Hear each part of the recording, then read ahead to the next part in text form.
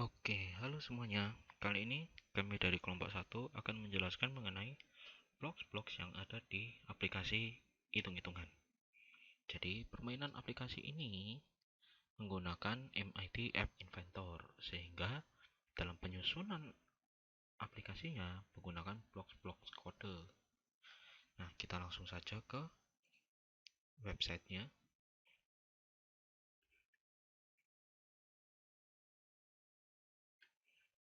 Tuh, ini ai2.appinventor.mit.edu.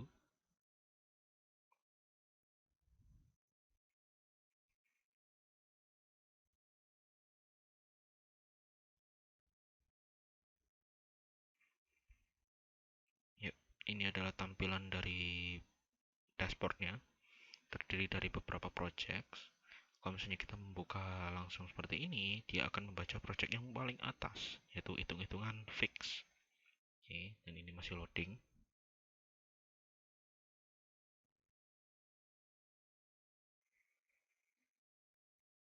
Oke,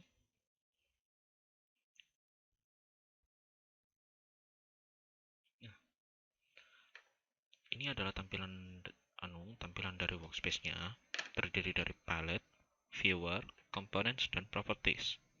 Nah, untuk aplikasi hitung-hitungan sendiri, itu terdiri dari beberapa screen yang dijadikan satu dan diatur untuk waktu tampilannya. Jadi di dalam aplikasi hitung-hitungan sendiri itu terdiri dari oh itu 2, 3, 4, 5, 6, 7, 8, 9, 10, 11, 12, 13 ya, terdiri dari 13 screen yang mana masing-masing screen itu tugasnya memiliki tugas yang berbeda.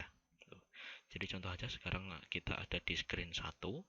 Screen satu cuman gambarnya begini, terdapat gambar hitam, background hitam dengan gambar flamingo putih. Kalau misalnya di dalam aplikasi ini nanti akan menjadi splash screen. Apa itu splash screen? Splash screen ini nanti yang ada di tampilan awal aplikasi sebelum masuk ke menu utama. Nah, untuk komponennya sendiri terdiri dari image dan clock. Clock ini untuk mengatur berapa lama gambar ini akan ditayangkan di handphone Anda. Dan di sini kita mengatur intervalnya adalah 3 detik. Jadi gambar ini akan ada di handphone Anda selama 3 detik sebelum masuk ke menu utama. Dan kalau misalnya dilihat blocks-nya, nah seperti ini. Ketika clock 1 melakukan perhitungan mundur dan sudah selesai, ketika clock 1 selesai melakukan perhitungan mundur, maka akan membuka screen dengan nama main dan start value sama dengan 0. Start value ini untuk apa? Ya kita lihat nanti waktu di screen main. Oke, kita langsung saja ke screen main. Oh, oke, ini dia. Nah, fungsinya itu di sini. Di sini terdapat sebuah variabel namanya login status dan user. Login status, nah di sini ada initialize global login status to get start value. Nah, karena tadi value yang dikirimkan dari screen 1 itu adalah 0, maka login status bernilai 0 karena get start value. Nah, untuk user di sini masih 0, kosong, lebih tepatnya 0. Nah, Bang, ini sebenarnya untuk apa? Ini sebenarnya itu untuk menentukan kondisi status loginnya. Kalau misalnya dilihat di desainer, tampilan awal dari aplikasinya seperti ini. Terdapat login, cara bermain, dan keluar. Bang, tombol mainnya mana bang? Nah, itu dia. Jadi, permainan ini bisa dimainkan kalau kita login terlebih dahulu. Nah, di sini merupakan pengecekan dari status loginnya. Kalau misalnya login status sama dengan 0, maka tombol login akan muncul. Sedangkan button 4 dan button 5, oh ya, button 4 ini adalah profile dan button 5 ini adalah logout.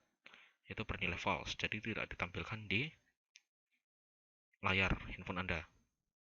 Sedangkan ketika login status tidak sama dengan 0, entah itu 1 atau 2 atau berapa atau min 1 barangkali, maka tombol login akan berubah menjadi tombol main dan button 4 dan button profile dan button logout itu akan muncul di layar handphone Anda. Gitu. Nah, kalau misalnya button 1 diklik, untuk kondisi awal, buttonnya akan berupa tombol login. Kalau tombol login diklik, maka akan menuju ke screen login 1. Kalau misalnya tombolnya berupa tombol main, maka dia akan langsung menuju ke menu. Tombol 2 itu berfungsi untuk menampilkan cara bermain. Ketika tombol 2 diklik, dia akan langsung menuju ke screen cara main. Button 3 dan button 3 ini untuk menutup aplikasi. Nah, ketika tombol back press di handphone Anda ditekan, maka aplikasi akan tertutup. Ya, jadi Anda tidak akan kembali ke splash screen yang ada gambar flamingonya tadi. Nah, di sini button 4 ini adalah profil. Ketika button 4 diklik, maka akan menampilkan halaman profil. Itu. Dan ketika button 5 ini logout, maka akan berubah login status menjadi 0 dan akan kembali menampilkan screen main dengan login status sama dengan 0 gitu. Oke, kita langsung saja ke screen name main dulu. Soalnya screen main lebih cepat cara main. Oke, di sini. Nah, tampilannya seperti ini, cara bermain. Ya, isinya cuma cara bermain, ketuk tombol, pilih satu jawaban, dapatkan poin, kumpulkan poin, lalu ada tombol kembali di sini. Nah, kita lihat blocksnya. Nah, ketika tombol back press, ketika tombol back ditekan, maka dia akan kembali ke halaman main. Ketika tombol 1 ditekan, tombol 1 itu apa, Bang? Tombol 1 itu kembali. Oke. Tombol 1 ditekan, maka dia akan tetap juga kembali ke halaman main. Sedangkan ketika halaman cara main ini dimunculkan, maka player akan dimainkan. Itu oke. Sekarang kita balik ke main. Lalu kita lihat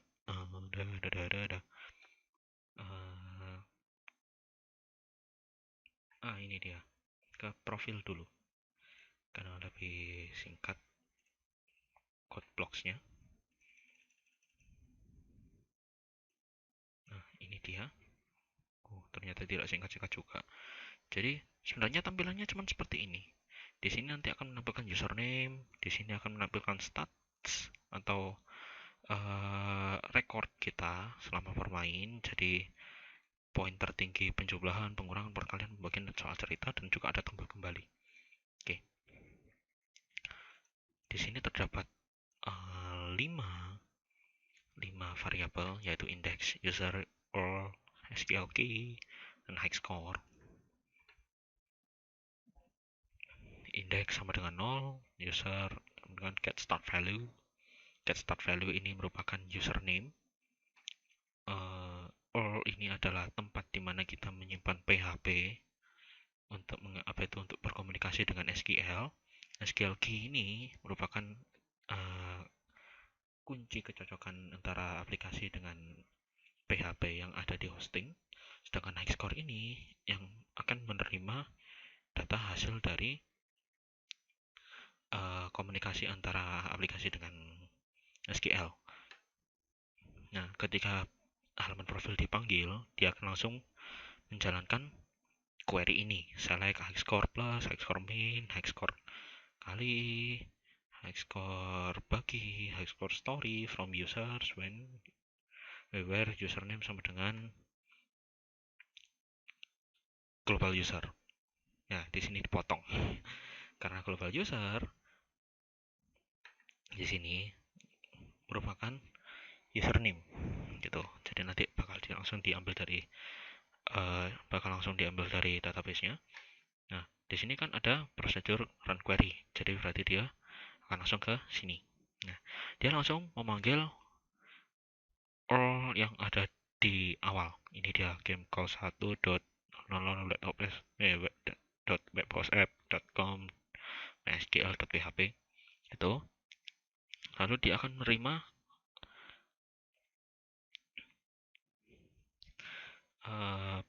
menerima hasil dari PHP yang sudah dipanggil.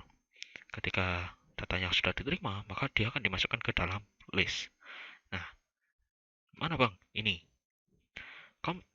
Namun kalau misalnya dia tidak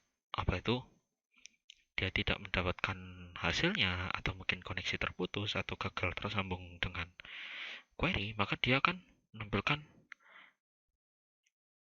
notifikasi error di sini. Gitu.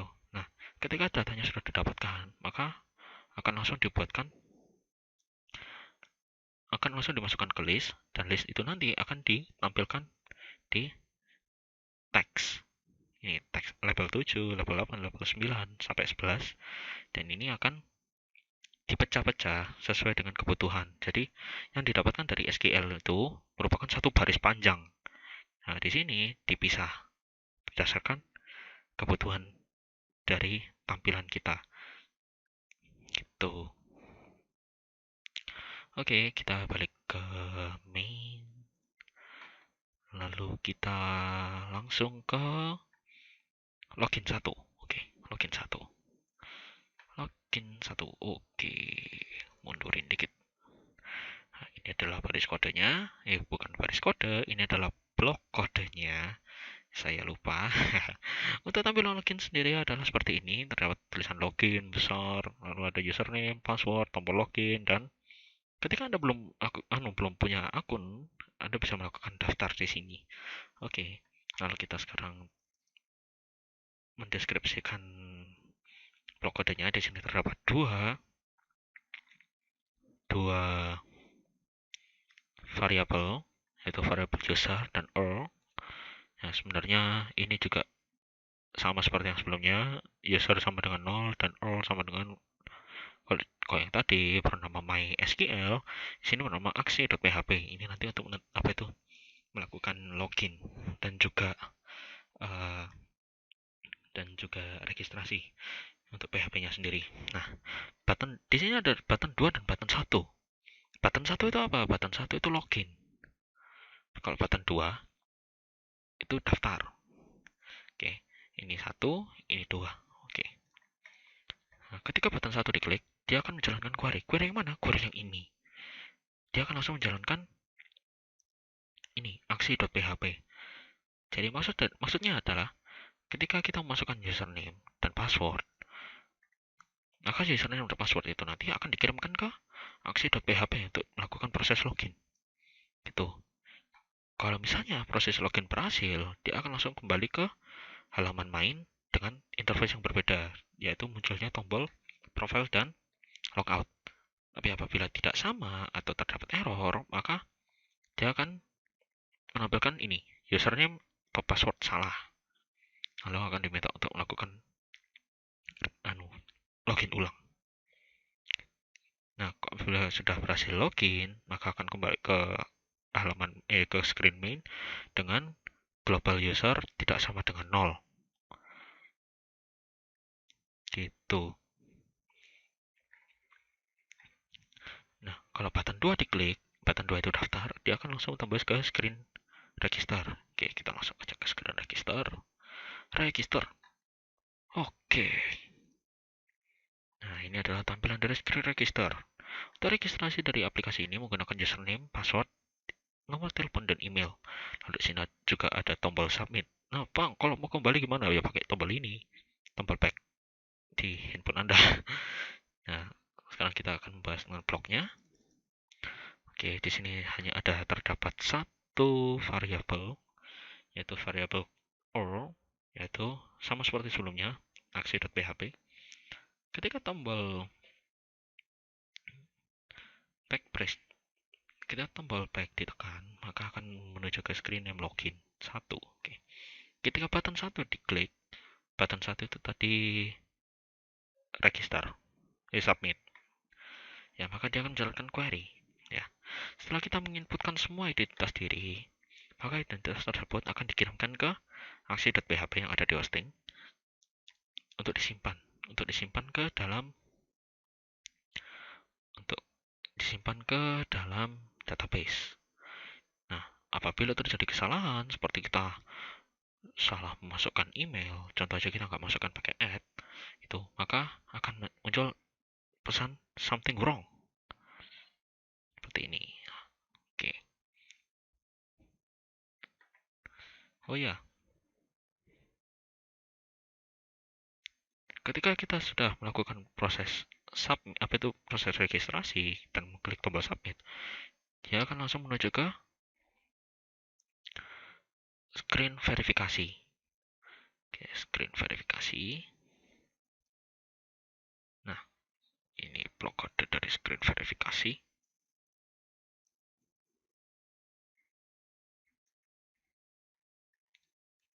Oke, verifikasi seperti ini. Ada kirim ulang. Di sini juga diminta untuk masukkan kode. Apa itu? Nah, setelah kita melakukan registrasi, kita akan dikirimkan kode verifikasi melalui email berdasarkan email yang sudah kita isi di kolom registrasi tadi. Nah,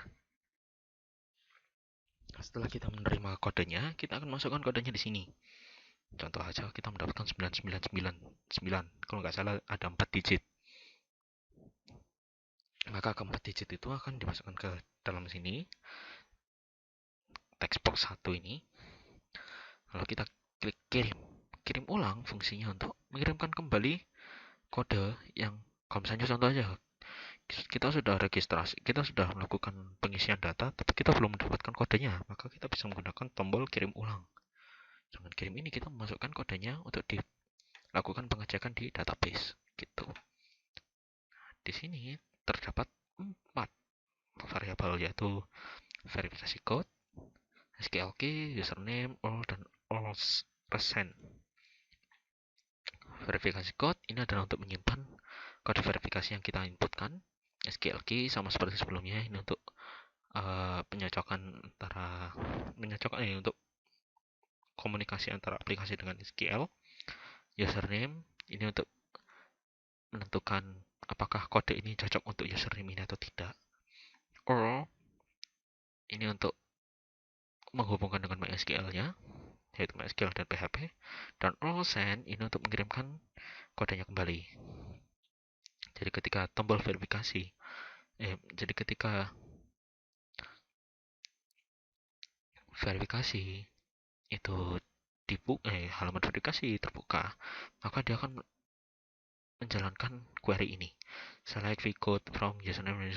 Nah, ya, jadi verification code yang ada di dalam database itu dipanggil dulu dan akan disimpan di dalam vcode. Lalu kode verifikasi yang ada di email kita cocokkan dengan verifikasi yang sudah kita panggil di SQL. Apabila sama, ya, apabila vcode sama dengan apa yang kita tuliskan di text box 1, maka dia akan melakukan update status registrasi sama dengan 1. Yang sebelumnya status registrasi sama dengan 0. Apabila sudah berubah menjadi 1, maka akan menuju ke login 1 lagi untuk melakukan proses login. Kalau misalnya enggak, kalau misalnya salah, maka akan muncul kode verifikasi tidak cocok dan akan diminta untuk masukkannya lagi. Gitu. Oke, sekarang kita masuk ke, kalau misalnya sudah, berarti kita langsung ke main. Kita kembali ke main. Di sini nanti tombol login akan berubah menjadi tombol main. Ketika tombol main diklik, dia akan menuju ke screen name menu. Kita akan menuju ke screen name menu. Oke, ini dia. Screen name menu. Screen name menu ini terdiri dari pilihan kategori soal. Ada penjumlahan, pengurangan, perkalian, pembagian, dan soal cerita. Jika kita lihat sini, ini adalah cuma untuk pengaturan dari tombol-tombol saja. Terdapat tiga variabel user yang merupakan username, target menu sama dengan 0, ini nanti untuk penentuan menunya, dan point sama dengan 0. Ini nanti untuk di screen berikutnya. Nah, ketika tombol 1 diklik, maka akan merubah target menu menjadi plus. Berarti kita memilih menu soal penjumlahan. Lalu kita membuka screen level. Demikian pula dengan perkalian, pembagian, pengurangan, dan soal cerita. Oke, kita langsung saja sebagai contoh. Berarti kita langsung ke permainan. Kita ke permainan. Maaf. Kita ke level. Setelah kita memilih kategori soal, kita memilih tingkat kesulitan dari soal tersebut. Di sini ada 3 level. yaitu level 1, level 2, dan level 3. Ya, di sini terdapat level dengan 0 dan target menu itu berasal dari sebelumnya. Ya, ketika tombol 1 yaitu level 1 sama dengan ketika tombol 1 diklik, maka untuk script berikutnya dia akan memanggil soal-soal, di mana soal-soal itu dalam kategori penjumlahan, dalam kategori soal sebelumnya dengan level sama dengan 1. Untuk level 2, level sama dengan 2. Untuk level 3, level sama dengan 3. Dan ini nanti akan digunakan di screen permainan. Oke, kita langsung saja. Ini dia intinya. Inti dari permainan ini ada di screen permainan. Screen permainan ini, panjang sekali. Gak panjang sih, panjang dan lebar. Oke, sampai gak kelihatan. Oke, ini panjang sekali. Wow. Oke, kita langsung saja. Singkat saja. Terdapat banyak sekali variabel. Variabelnya banyak karena ya, di sini kita membuat ketiga dari kelima kategori soal dan ketiga level itu kita ringkas menjadi satu halaman permainan, yaitu di halaman permainan ini. Jadi, apapun kategori soal yang Anda pilih, entah itu pembagian, pengurangan, penjumlahan, perkalian, atau soal cerita, baik itu level 1, level 2, level 3, semuanya akan tertuju ke halaman permainan ini. Ya, langsung saja. Ketika screen permainan diinisialisasi, maka menu level akan menjadi data-data yang dikirimkan melalui dari screen level akan dibaca di sini. Di sini akan menampilkan menu sama dengan kategori soal dan level sama dengan kategori level.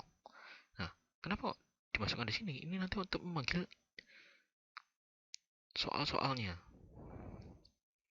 Nah, di sini soal pilihan jawaban A, pilihan jawaban B, C, D serta jawaban benarnya akan dipanggil berdasarkan kategori soal dan kategori levelnya. Gitu. Nah, yang panjang ini untuk menentukan background dari soalnya. Jadi contoh aja di sini, ketika kategori soal sama dengan plus dan level sama dengan 1, maka backgroundnya akan berubah menjadi background tambah level 1 dan PNG. Prestart ini untuk apa? Prestart ini untuk memanggil setup. Setup ini mana? Setupnya itu ini. Setup ini fungsinya untuk timer. Timer itu mana? Timer itu yang ini. Ya, ini yang panjang ini nanti. Kalau misalnya Anda lihat, dia akan terus berkurang sampai habis. Oke, itu. Tuh. Sedangkan slide color ini untuk menentukan warna dari timernya. Jadi kalau misalnya masih penuh warnanya hijau, kalau misalnya sudah sudah habis setengah bar, dia akan berubah menjadi kuning, dan ketika waktunya sudah mau habis warnanya akan berubah menjadi merah. Untuk replace ini nanti itu digunakan untuk komunikasi dengan MySQL-nya. Oke, ya seperti itu. Jadi kalau misalnya plus level 1, dia akan memanggil background ini. TMP level 1 ini nanti untuk menentukan warna dari tombol yang ada di sini. Tombol-tombol pilihan jawabannya. Kalau misalnya backgroundnya biru, maka tombol pilihan jawabannya juga akan biru. Kalau misalnya oranye, maka tombolnya akan oranye. Kalau misalnya hitam, kodenya juga akan hitam. Itu. Terus dari penjumlahan level 1, level 2, level 3, pengurangan 1, 2, 3, terus sampai story level 3. Jadi itu yang membuat panjang. Panjang jadinya. Oke. Lalu ketika setelah menentukan backgroundnya, maka akan menjalankan query. Di sini kan memanggil soal, jawaban, dan pilihan jawabannya. Nah, sama juga dia akan menjalankan ke run query ini. Dia akan mengambil dari uh, ini mysql.php. Jadi dia akan mengambil data dari PHP-nya. Kalau misalnya sudah dapat, dia akan langsung masukkan ke dalam ke dalam list, dan dari list itu nanti akan dipecah. Dari list itu nanti akan dipecah, lalu dimasukkan ke bagian-bagian yang diperlukan. Jadi contohnya di sini, ketika datanya sudah didapat, dia akan langsung dimasukkan ke dalam list. Kalau misalnya tidak dapat, dia akan langsung menampilkan error. Oke, clock 3 ini berfungsi untuk itu nanti kalau misalnya sudah memulai permainan. Nah, di sini di display table, setelah datanya masuk, dia akan memanggil display table dengan bentuk list. Di sini dia akan langsung memasukkan soal, jawaban yang benar, pilihan 1, pilihan 2, pilihan 3, pilihan 4, lalu langsung memasukkannya ke dalam bagian-bagian yang diperlukan. Jadi level 4 ini soal, level 4 ini soal, ya benar. Level 7 ini untuk apa itu, untuk soal cerita kalau tidak salah. 1, 2, 3, 4 ini untuk pilihan jawaban. Nah, ketika langsung ke tombol pilihan jawaban, kalau misalnya pilihan jawabannya sama dengan true answer yang tadi sudah diambil dari database, maka muncul image berubah benar.png untuk menentukan jawaban itu benar atau tidak. Lalu poinnya akan bertambah 1, dan jawaban benar akan bertambah 1, sedangkan apabila salah, poinnya tidak akan bertambah, tapi jawaban salah akan bertambah 1. Lalu semua tombol akan dijadikan false. Jadi ketika player sudah melakukan pemilihan jawaban, maka jawaban itu tidak bisa diulangi lagi. Lalu akan memulai perhitungan pada clock 1. Clock 1 itu apa? Clock 1 itu untuk menghapus list yang sebelumnya. Untuk menghapus list sebelumnya, lalu setelah listnya sudah terhapus, dia akan memanggil soal apa itu, melakukan random index. Random index itu untuk apa? Index itu nanti untuk memanggil soal yang ada di database. Jadi contohnya kita soal pertama ngambil soal nomor 1. Jadi bisa aja untuk soal nomor 2 itu mengambil indeks di database, yaitu nomor 4. Gitu. Jadi nomor 1 terus nomor 4. Gak tahu lagi nomor 2-nya itu yang mana. Itu jadi setiap kali melakukan permainan, soalnya akan berbeda-beda. Itu. Oke. Kita lihat ke clock 2. Itu clock 3.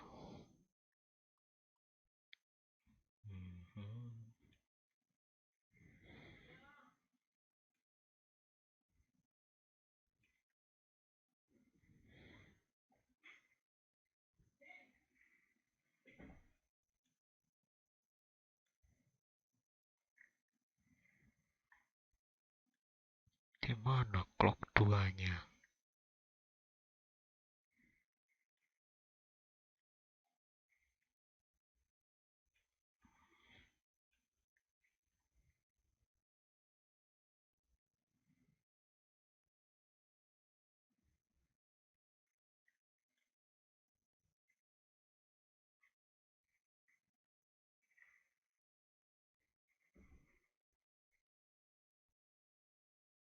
Oke, seperti itu saja. Clock 2 akan berjalan, lalu variable stage value-nya akan berubah menjadi 1, maksudnya akan menampilkan soal kedua, lalu semuanya akan diisi. Oh, clock 2 itu kalau tidak salah itu melakukan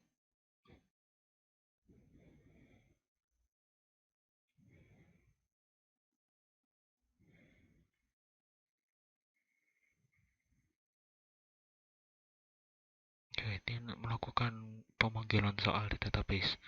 Ya, saya baru ingat. Ya, ketika soal di database sudah didapatkan, maka akan dibentukkan list lagi, lalu soal setiap untuk dijawab kembali. Itu. Nah, ketika soal sudah habis,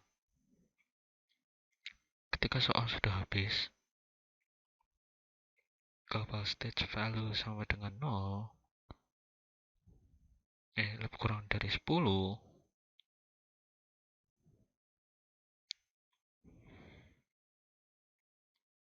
ya kurang dari 10, stage value-nya kurang dari 10, maksudnya 10 soal sudah dijawab, maka akan memanggil screen game over, dan di screen itu akan ditampilkan poin yang kita dapatkan dari permainan. Jadi kita langsung saja ke game over.